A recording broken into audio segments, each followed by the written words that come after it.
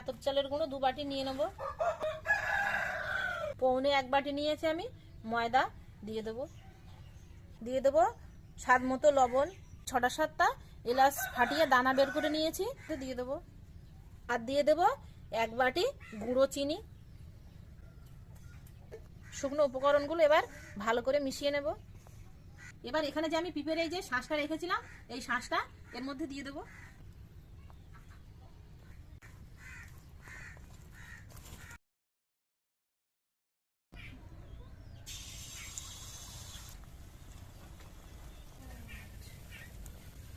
পেঁপের পেটে দেখুন কত সুন্দর ফুলে উঠেছে।